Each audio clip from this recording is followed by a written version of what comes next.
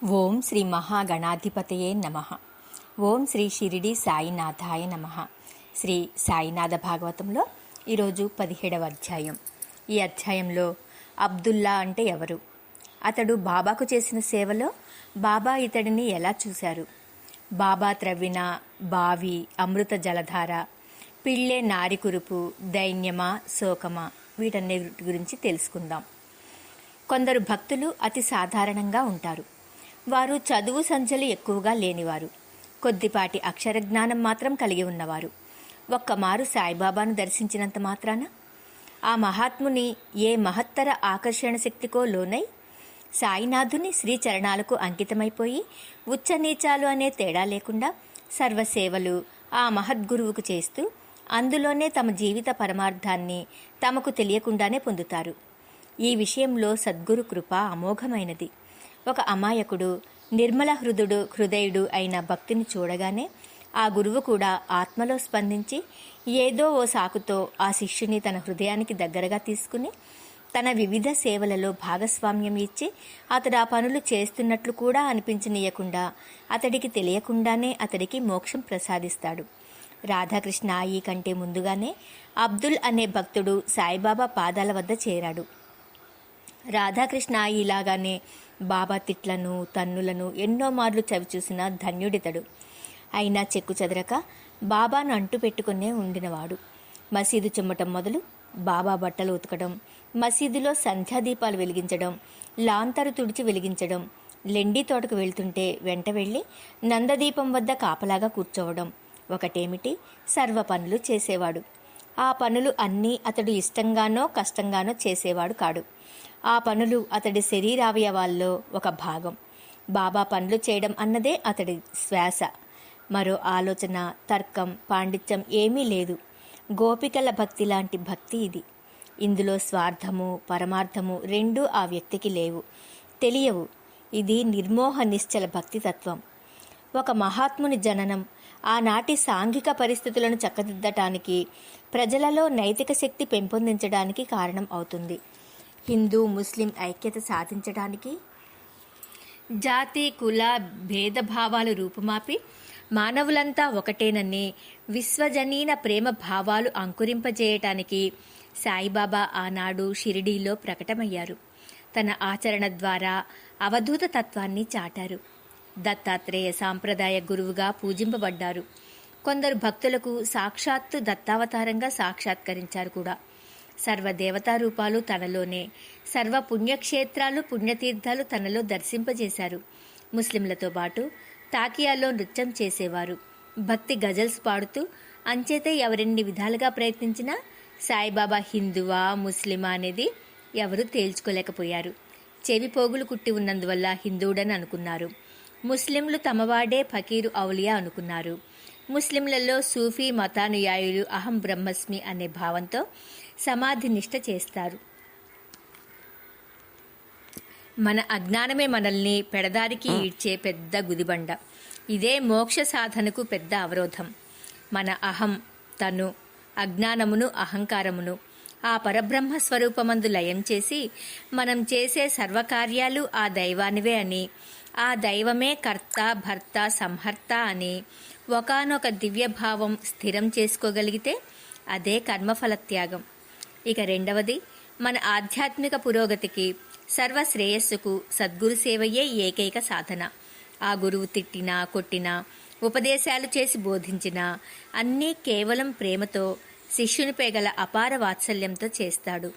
ఆ సద్గురువు తన ఆత్మశక్తితో శిష్యుని ఆత్మను తనువును తన వైపు ఆకర్షించుకొని అతడిని చక్కదిద్ది తనలోనే సకల శక్తులు ప్రసాదించి, అంటే శక్తిపాతం చేసి తన ఎంత వాణిగా తీర్చిదిద్దుతాడు.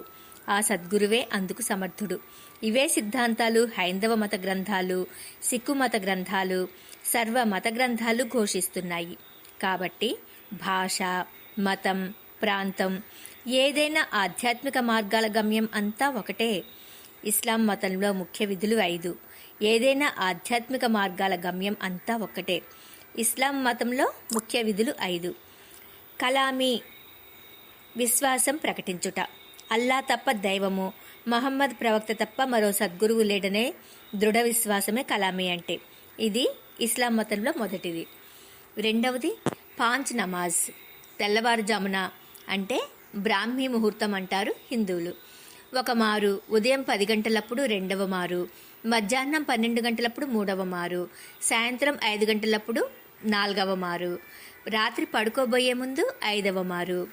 నమాజ్ నియమానుసారం చేసుకోవడమే పాంచ్ నమాజ్ అంటే అర్థం. ఇక మూడవది రంజాన్ 40 దినములు, ఇతర ముఖ్యమైన పర్వదినములలో ఉపవాసం ఉండటం, దీక్షగా ఉండటం. 4వది అన్నదానం.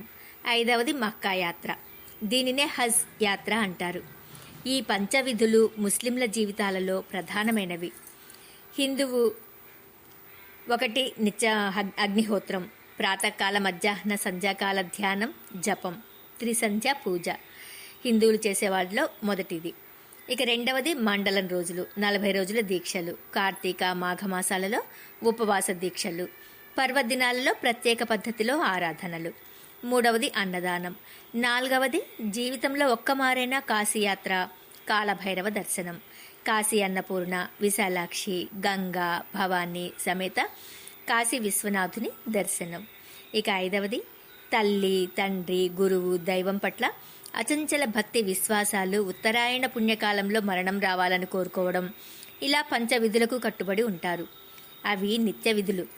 ఇక తైత్తరీయోపనిషత్తులోని ఆచార్య దేవోభవ అనే సూక్తిలో సద్గురువు ఒక్కడే పరదైవతము అనే సిద్ధాంతము ముస్లిం సూఫీ సిద్ధాంతములోని శిష్యుడు మనసునందు నిలుపుకొనవలసినది.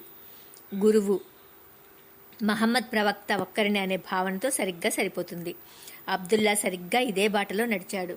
సాయిబాబా తరచూ అల్లా, హరి, ఫకీర్ అంటుండేవారు ఆధ్యాత్మిక విషయాలు చెబుతున్నప్పుడు మాటల మధ్యలో.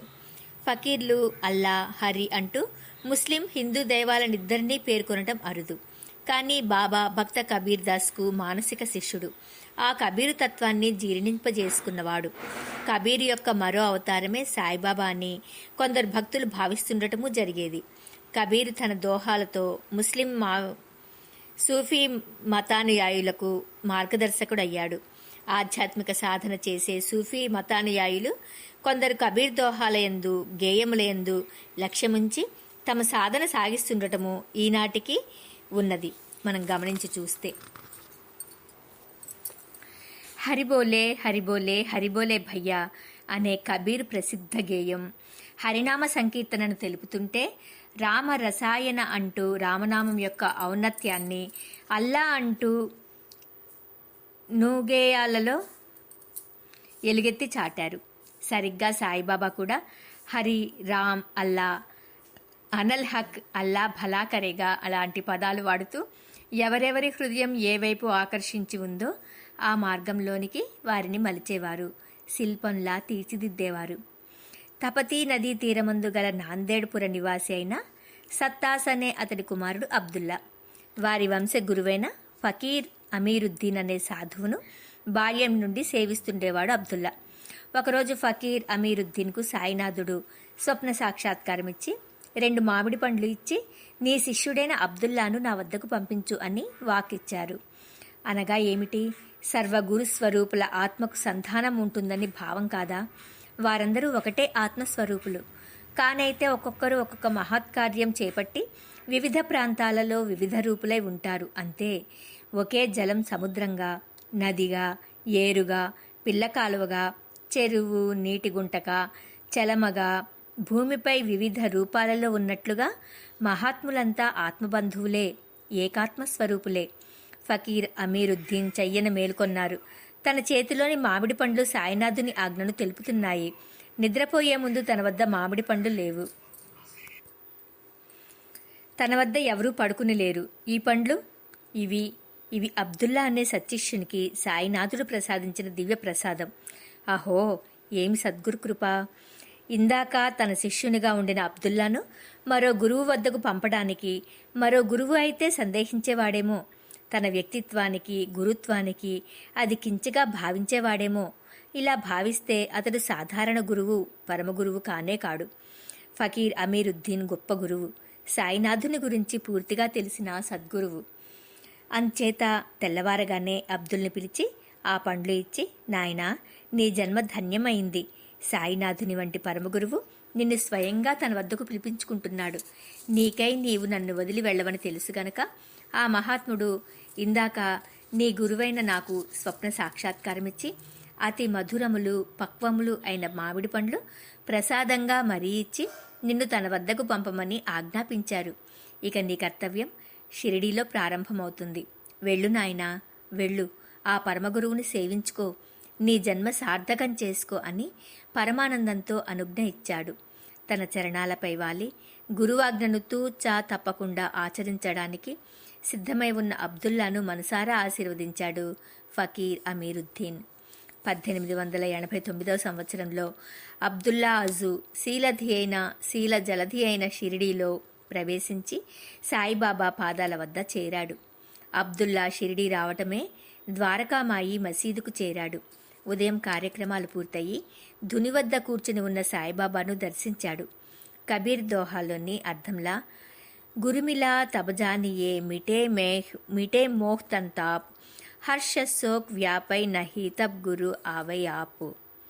అంటే తను తాపములు మోహం తమసం బడచి ఘన భయ హర్ష శోకము దూలించి సమచిత్త వృత్తినొసంగు వేద్యుండు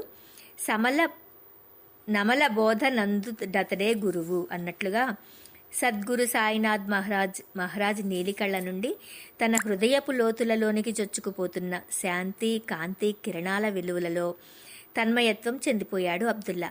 అతడికి సర్వ ప్రపంచం కనిపించలేదు. ఒకే ఒక వెలుగు వెల్లువ, శాంతి సముద్రం, అంతే. సాయిబాబాయే ముందుగా అతడి శిరస్సుపై చేయి వేసి అతడిని ఆ స్థితి నుండి మామూలు స్థితికి తెచ్చారు. కారణం, ఆ దైవత్వం అలాగే ఉంటే ఇక అబ్దుల్లా సాధారణమైన జీవితం గడపలేడు. చిన్ని కృష్ణుని బుల్లి నోటిలో బ్రహ్మాండ భాండాలను దర్శించిన యశోద ఆ దైవత్వంలోనే ఉండిపోతే శ్రీకృష్ణుని పెంపకం ఎలా జరుగుతుంది? అందుకే యోగమాయ ఆమెలోనికి మరలా ప్రవేశించి కృష్ణుడు కేవలం తన బిడ్డడేనన్న మమకారంలోనికి వచ్చేసింది. సరిగ్గా సాయినాథుడు ఇదే చేశారు.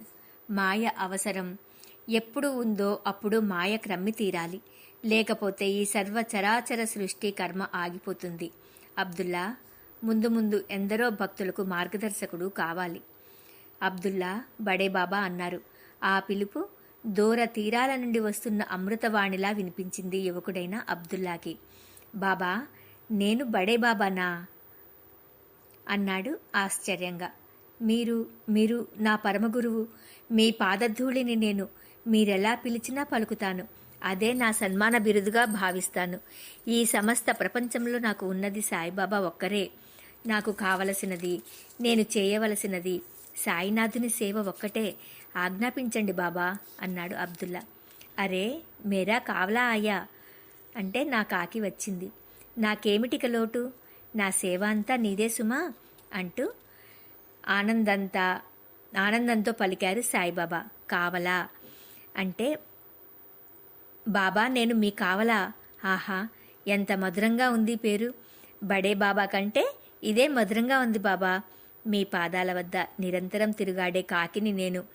సర్వభక్షకం అయిన కాకిలానే నేను మీ సర్వసేవలు చేస్తాను. ఆజ్ఞాపించండి బాబా అన్నాడు అబ్దుల్లా భక్తి తన్మయత్వంతో. అలాగే నిరంతరం నా వెనక ఉండు. నా పనులన్నీ కనిపెట్టి ఎలా చేయాలో అలా చేస్తుండు. అవే నీకు గురుబోధలు. నా ప్రతి పనిని, నా వద్దకు వచ్చే వ్యక్తులను, వారితో నేను మాట్లాడే మాటలను మౌనంగా గమనిస్తుండు. వాటిలో నుండే నీవు గురుబోధ పాఠాలు నేర్చుకో. అదే నీకు మంత్రోపదేశాలు సుమా అన్నారు సాయిబాబా నవ్వుతూ. అట్లాగే బాబా అన్నాడు అబ్దుల్లా. కావలా, అప్పుడప్పుడు నాకు కోపం వస్తుంది. తిడతాను, కొడతాను, పడతావా అన్నారు బాబా ఉల్లాసంగా నవ్వుతూ. దునిలో కట్టెలు ఎగదోస్తూ చటుక్కున ఆ కట్టెలు తాను ఎగదోసి. అబ్దుల్లా అన్నాడు, తిట్టండి బాబా, కొట్టండి. ఈ ధునిలోని కట్టెలతో వాతలు పెట్టండి. మీరేం చేసినా మీరు నాకు పరమగురువు. తల్లి, తండ్రి, గురువు, దైవం మీరే. నా గురువైన ఫకీర్ అమీరుద్దీన్ ఆజ్ఞానుసారం మీరు వారికిచ్చిన మామిడి పండ్ల ప్రసాదం, అమృత సమానమైన రసం ఏ క్షణంలో నా కడుపులోనికి వెళ్ళిందో ఆ క్షణం నుండే మీకు దత్తత అయిపోయాను. మీ ప్రసాదానికి రుణపడిపోయాను. మీరు ఏం చెప్తే అది ఏం చేస్తే అది చేయడము, అనుభవించడమే నా కర్తవ్యం. ఇదిగో ఈ కట్టె వంకర, ఆ ధుని పొయ్యి అగ్ని తీరుస్తుంది. మరి నాబోటి మనుషుల వంకర ఎవరు తీర్చాలి? మీ వంటి పరమగురువే తీర్చాలి. సద్గురువు కాలస్వరూపుడని చెప్పారు. నా గురువు ఫకీర్ అమీరుద్దీన్. మీరు కాలస్వరూపులు. మీ వద్ద ఉండే కాలం ఇక్కడ నాకు పునర్జన్మను, జన్మరాహిత్యాన్ని కూడా ప్రసాదించాలి. అందుకు మీరు నన్ను ఏం చేస్తే నాకెందుకు అన్నాడు అబ్దుల్లా. నిజానికి అతడిన్ని మాటలు మాట్లాడలేదు. అతడి హృదయం సాయిబాబా స్పర్శ శక్తితో పలికింది. అది సాయినాథునికి హృదయానికే వినిపించింది.